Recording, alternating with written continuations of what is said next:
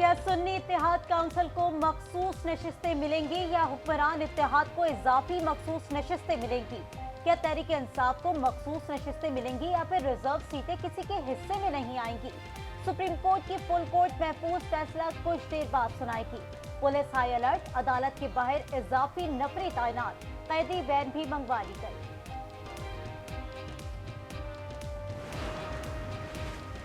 सुन्नी इत्तेहाद council की मखसूस नशिस्तों का केस 21 फरवरी से 11 जुलाई तक मुत्तादिद समातर मुशावरत इजलास हुए।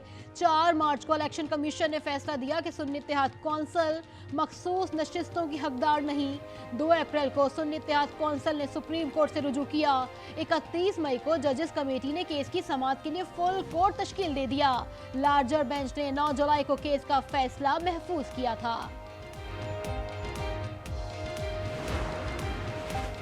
इद्दत में निकाह केस इस्लामाबाद सेशन कोर्ट में बानी पीटीआई और बुशरा बीबी के खिलाफ मरकजी अपीलों पर समाअत।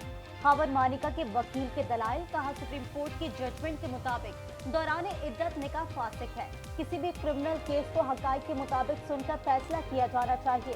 सजा के खिलाफ अपीलों पर फैसला करने का आखिरी रोज, कारकुनों की बड़ी तादाद अदालत पहुंच गई। पुलिस की भारी नफरी तैनात।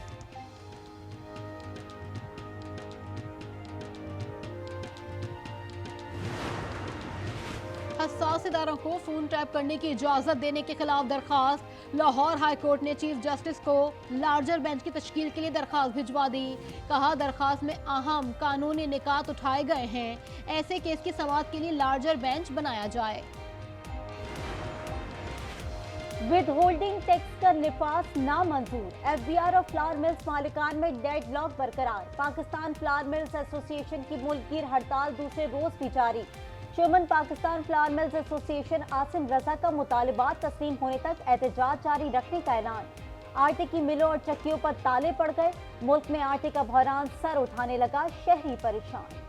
जब गरीब आदमी की हांडी पर बम गिराया इन्होंने, तो ये तो अनकरीब इन पर इनकलाब आने वाला। महंगाई की वजह से बहुत ज़्यादा आवाम परेशान है। आटा जब महंगा हो जाएगा फिर उन्होंने देना शुरू कर देगा।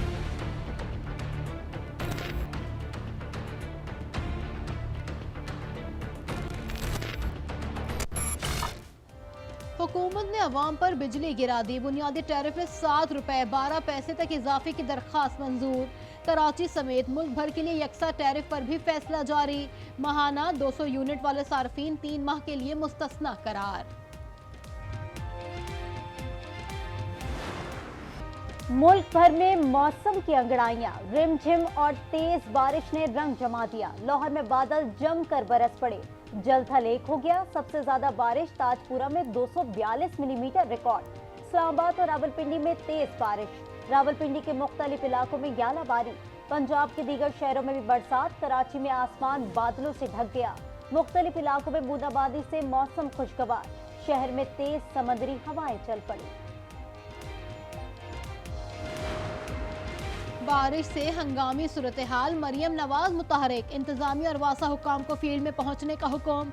लाहौर समेत तमाम शहरों में निकासी आप के लिए फौरी इक़दामात की हिदायत। कहा सड़कों, बाजारों और गलियों में पानी नजर नहीं आना चाहिए।